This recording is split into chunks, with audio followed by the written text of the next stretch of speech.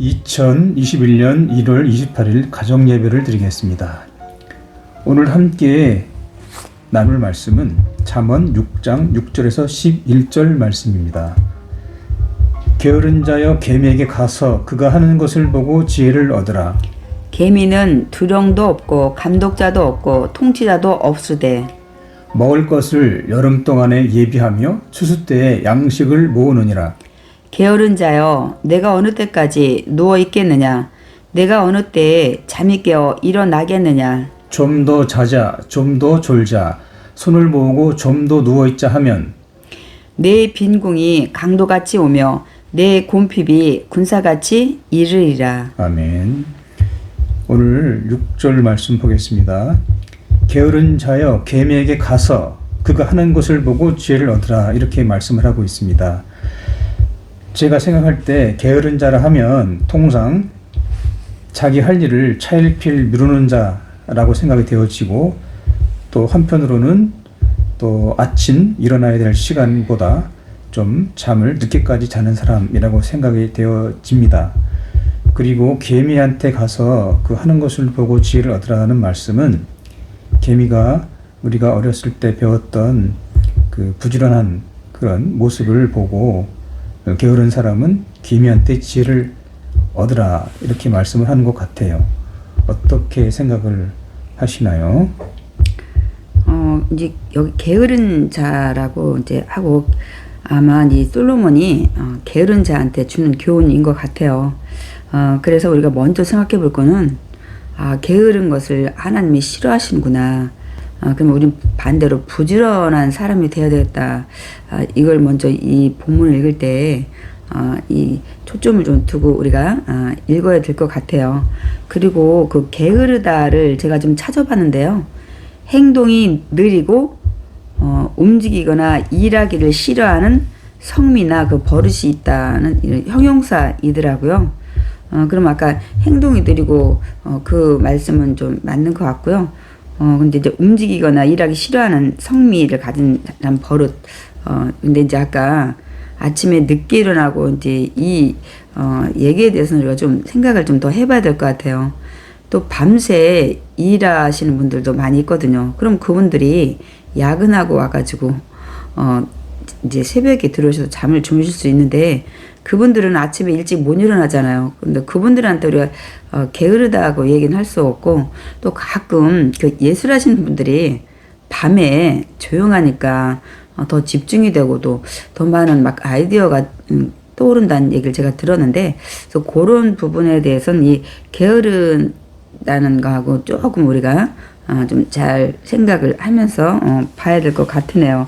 그래서 개미에게로 가서라고 얘기를 하는데, 그러면 개미에게 가서 지혜를 얻으라고 하는데, 개미는 아마 게으르지 않고 부지런한 그 짐승의 대표로 우리가 또 알고도 있지만 굉장히 지혜로운 것 같아요.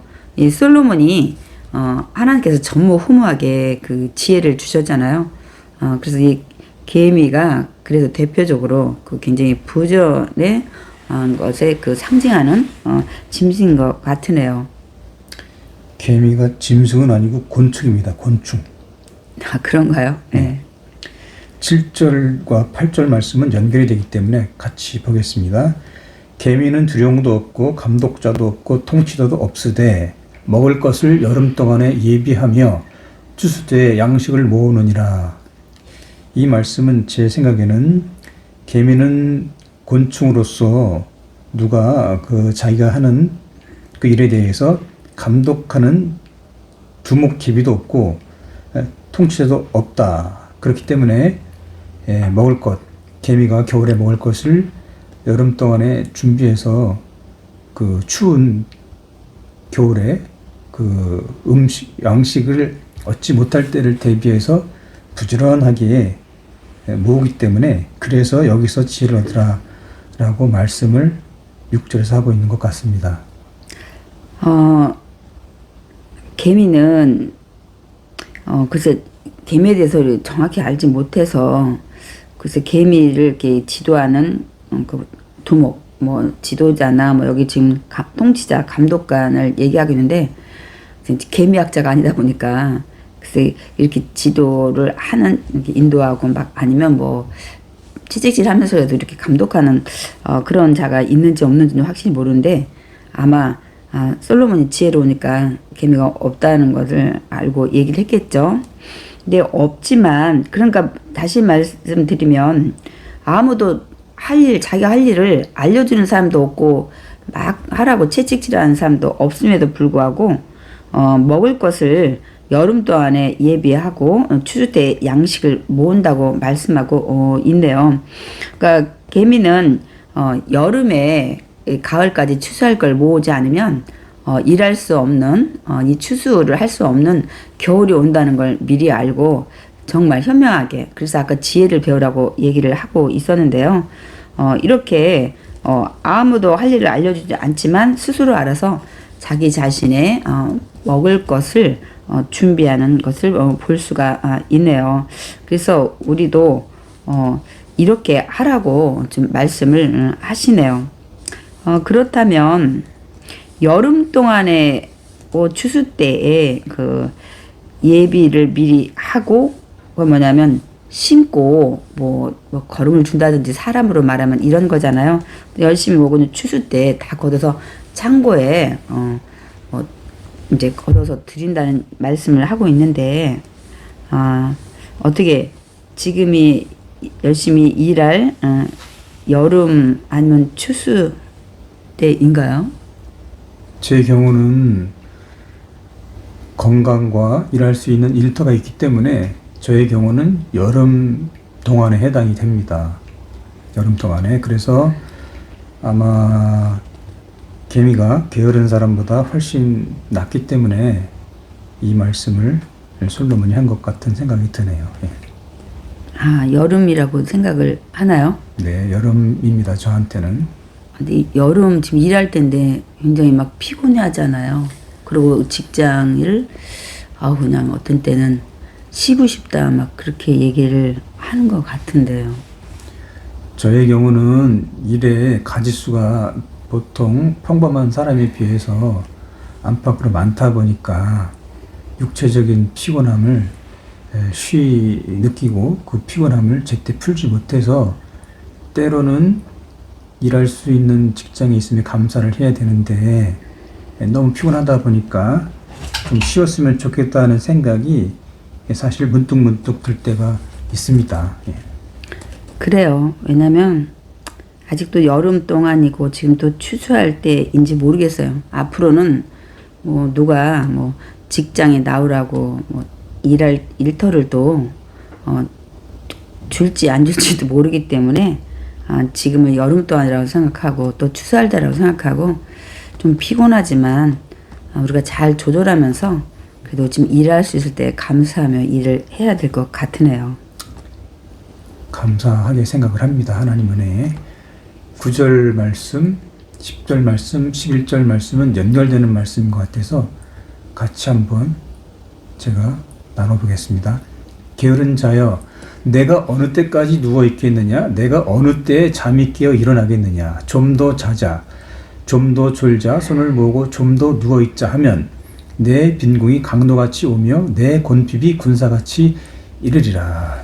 9절, 10절, 11절 말씀을 제 생각을 말씀을 드리면 게으른 사람은 육체가 그 원하는 대로 잠이 깨어날 때까지 자면 그것이 이제 습관화가 되고 또 계속해서 또 자자 또 졸리면 또 졸린 대로 또 자자 그리고 또 더 편한 모습으로 또 손까지 모으면서 자자 이렇게 하면 그 강도가 집안에 어느 날 갑자기 우리가 모르는 사이에 다녀가는 것처럼 내 생활에도 그 알지 못하는 사이에 내 그 어떤 게으른 생활로 인해서 가난이 닥친다.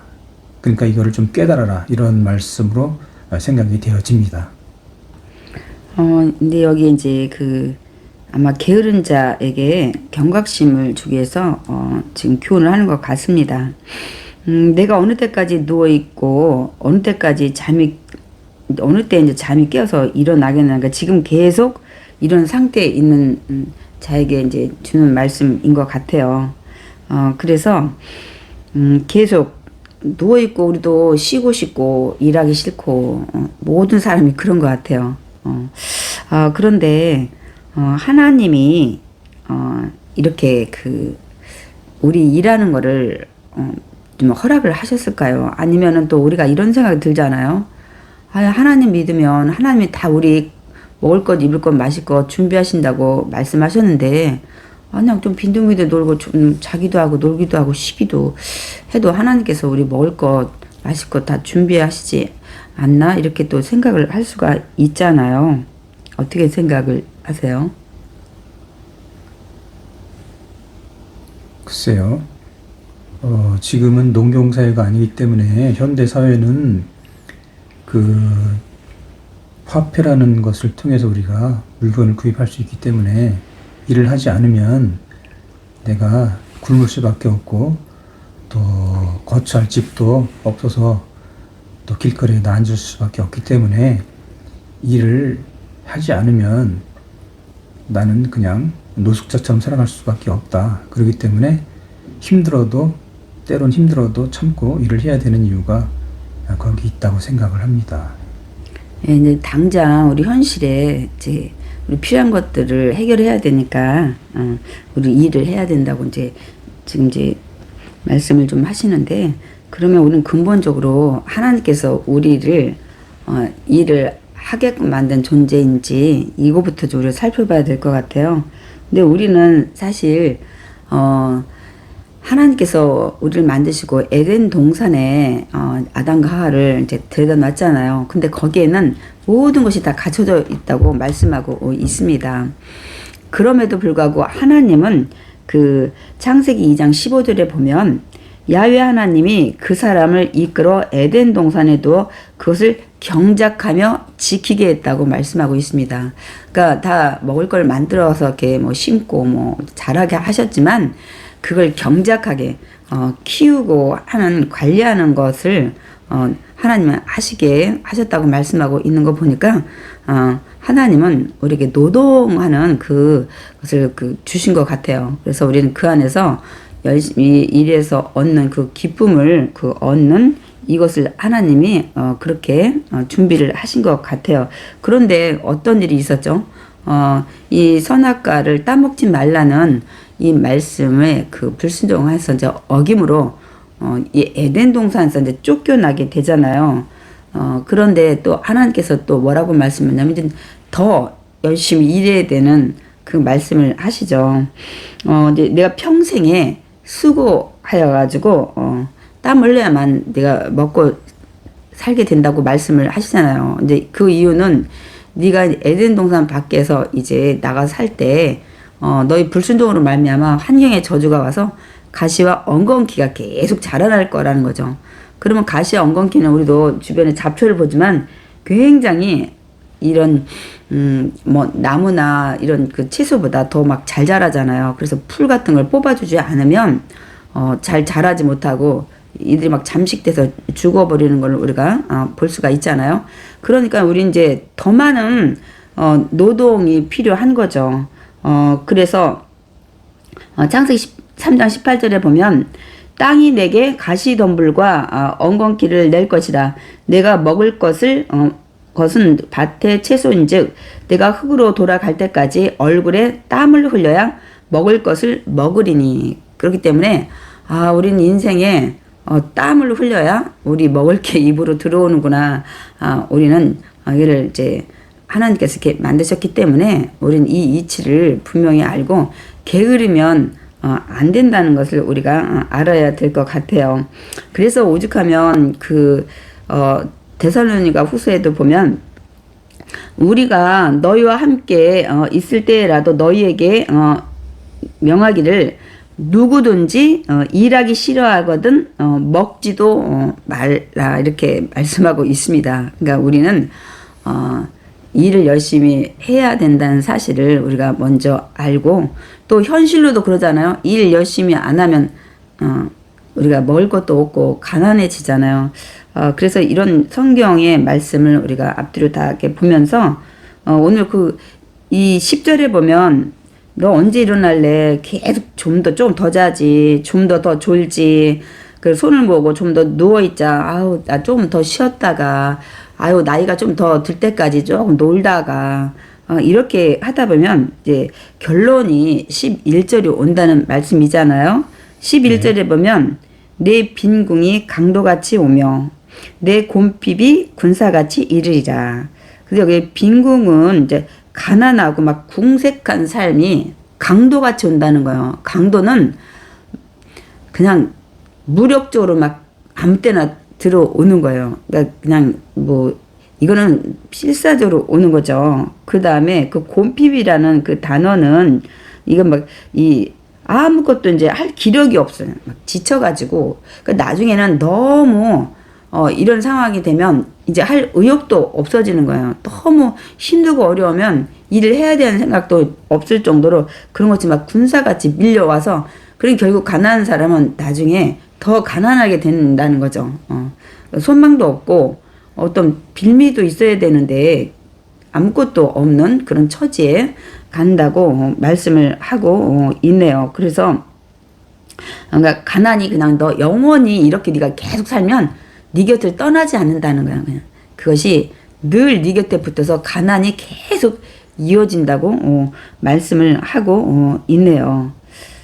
그래서 오늘 이 말씀을 통해서 우리가 막 과로하거나 욕심을 내가지고 막 일을 너무 많이 막 잠을 줄이면서 하고 막 이런 거는 아니지만 우리는 적당한 노동력 안에서 자기가 주어진 본분을 최선을 다하면서 그 하루하루를 정말 기쁘게 또 감사하며 우리 주어진 시간 내에 최선을 다해야 될 것 같아요.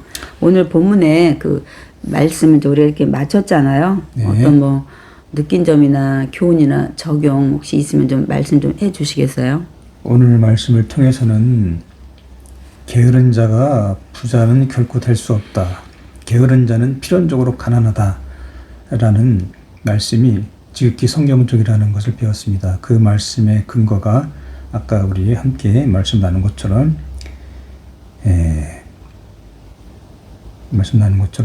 우리 아담과 하와의 원죄로 인해서 남자는 땀 흘리는 수고를 준다고 했기 때문에 땀 흘리지 않고 게을러 가지고 우리가 먹을 것과 필요한 것을 채울 수는 없다. 그렇기 때문에 힘들어도 피곤해도 하기 싫어도 기본적으로 해야 할 일은 우리가 정말로 부지런하게 해야만 하나님께서 베풀어 주시는 그 복을 내가 더 충분히 누릴 수 있다. 그렇게 생각을 합니다. 저는 이제 오늘 이 말씀을 통해서 정말 그냥 일하는 걸 감사하고 나가야 되겠다 그런 생각을 해요. 건강 주어주는 이제 한도 내에서 근데 너무 많은 일을 벌려놓거나 이제 욕심을 내면 안 될 것 같아요. 제가 좀 이 경우에도 해당이 되기도 하는데 좀 사족을 좀 쳐야 되는데 그 부분에 대해서 좀 깊이 생각도 하고 기도도 하고 해서 이제 감당할 만큼 꼭 해야 될 일을 또 해야 되지 않는 일들을 좀 정리를 좀 해야 되겠다 그런 생각을 하고 또 주어진 일 하려면 건강도 좀 잘 챙겨야 되겠다. 굉장히 이렇게 된 게 복잡해지네요. 많은 것들을 생각 좀 해보면서 기도하면서 하나님 주시는 지혜 가운데 현명하게 해야 되겠다 그런 생각이 드네요.